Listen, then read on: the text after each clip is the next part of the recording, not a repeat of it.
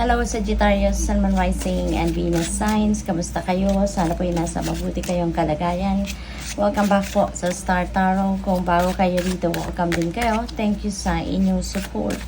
I truly appreciate it. God bless you all. Sagittarius, paunang mensahe po ninyo, Empress Energy. Paunang card nyo, napakaganda agad.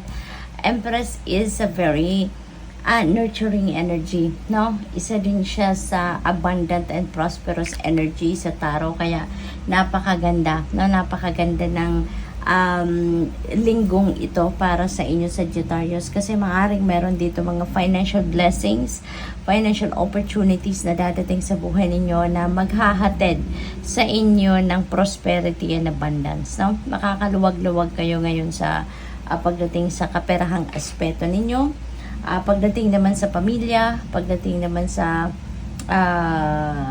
relationships, maganda din to kasi si Empress very nurturing siya, maalaga, no? Very concerned siya sa mga tao, lalo na sa mahal niya sa buhay. Kaya maaring ganun kayo, no? Maalaga kayo sa mga anak ninyo, hands-on kayo sa pag-aalaga sa buong pamilya. Maybe you are also taking care of the environment, yung ganun. Ang iba sa inyo dito siguro is bearing a child, baka buntes, no? Merong dito, merong fetus. So, most likely, ang iba sa inyo nagbubuntes sa ngayon. Maaaring ang iba manganganak na, yung gano'n. So, congratulations, no?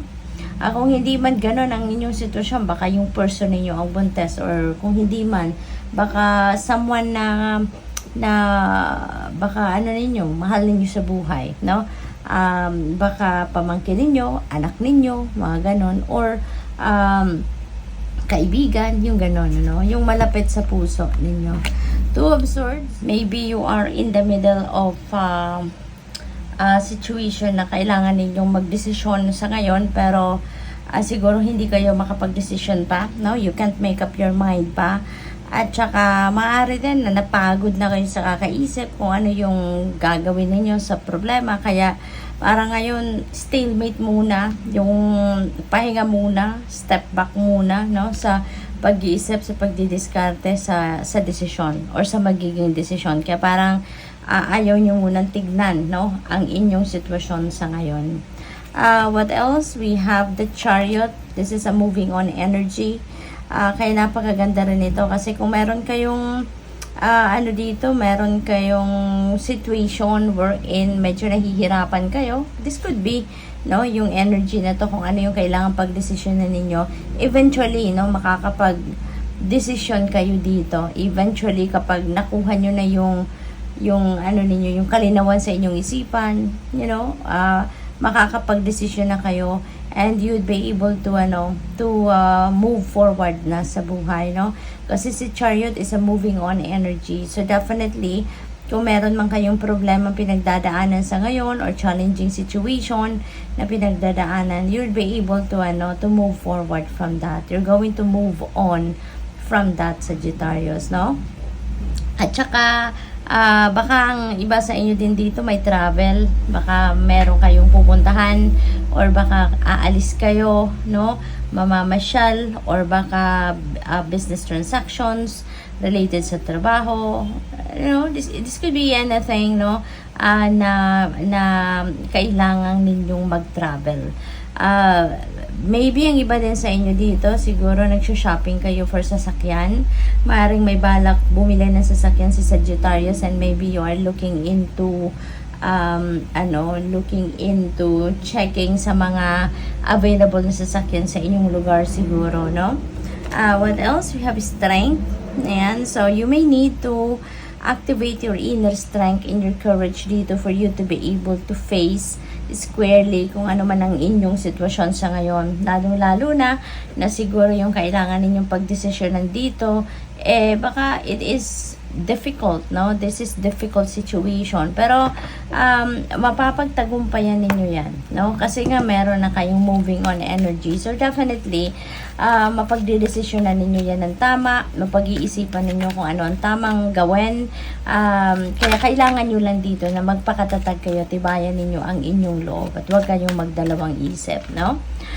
We have opportunity, napakaganda. Meron tayong Empress, So, most likely yung opportunity is financial opportunities. Kung nakikita ninyo, parang this resembles coins, no? Gold coins na bumabagsak sa inyo from above. So, most likely, ganun na magiging sitwasyon ninyo, Sagittarius, na maaaring merong dumating na mga financial opportunities sa inyo or financial blessings, as in pera talaga na mahahawakan ninyo agad. Maaaring ganun ang ganap dito for some of you.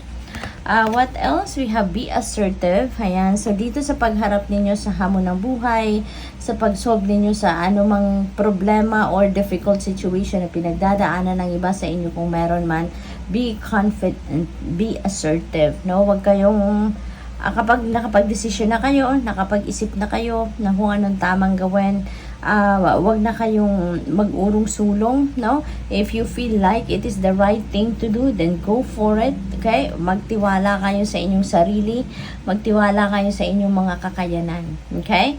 At what else? We have peaceful resolution. Ayan, so siguro yung inner strength na to ay kailangan din ninyo para siguro maglakas ng loob kayo na makipagbate, no? Or makipag-usap muli, no, doon sa mga taong siguro nakapagdulot ng sama ng loob sa inyo, or siguro meron nakagawa ng hindi masyadong magandang pakiramdam sa inyo, ano. Maaring dito you're going to talk to each other, maaring magkakaroon kayo ng magandang pag-uusap dito, at you will come up with a peaceful resolution, ano. So, baka naririnig ko kanina pa, pride, baka wala na, or aalisin nyo muna, isasantabi nyo muna ang inyong pride, at maglalakas ng loob kayong makipag-usap, lumapit sa kanya, at magkaroon kayo ng peaceful resolution, ano. So, what else? We have imagination. Let your dreams take flight. Ayan. So, maganda rin, no? Nasa tapat niya pa si opportunity. So, siguro sa ngayon, ito yung invitation sa inyo ng universe, no? Let your dreams take flight. Kasi, habang merong mga opportunities na dumating sa inyo, habang merong oportunidad na nandiyan sa inyong harapan para mabigyan kayo ng pagkakataon na umandar na, no, yung inyong makinarya, kumbaga, para makalapit kayo doon sa pagtupad ng inyong mga pangarap. Wag na kayong magdalawang isip pa, wag na kayong magpatumpik-tumpik pa. Gawin ninyo na, no, yung mga practical steps na kailangan ninyong gawin para may sakatuparan ninyo ang inyong mga pangarap. Okay? So, we have courage in the face of conflict, no, right? So, courage, tapos inner strength. So, kailangan, siguro meron talaga kayong conflict with another person, at maganda rin na meron na tayong peaceful resolution energy dito, kaya kailangan nyo lang dito na maglakas ng loob kayo. Huwag kayong mahiya, huwag kayong magdalawang isip, huwag na kayong mag-hesitate na kayo yung mag-act as the bigger person. Kayo yung siguro magpapaka-humble dito, at kayo yung lalapit doon sa taong siguro kagalit ninyo or nagkaroon kayo ng gap, no? Maaring ito yon, no? Maaring ikaw yung kinakailangan mag-step forward dito, at ikaw mag-initiate ng conversation, okay? So, what else? We have awareness. Look beyond what you see. Ayan, kasi it feels like merong mga divine guidance, no, na pinapadala sa inyo ang universe sa ngayon, Sagittarius. There could be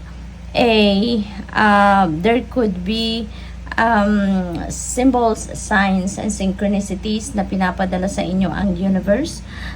Kaya be on the lookout for that, no? Be on the lookout for that, kasi 'di ba may confusion energy kayo diyan, may decision making energy, kaya siguro kailangan niyo ng guidance, no? Or maybe nagdadasal talaga kayo ng gabay, at ito yan, pinapadala sa inyo through signs, symbols, and synchronicities. Kaya be aware of what is happening around you, be aware of the symbols, no, and signs na pinapadala sa inyo ng universe to guide you, no, or to give you answers sa kung ano man ang inyong concerns.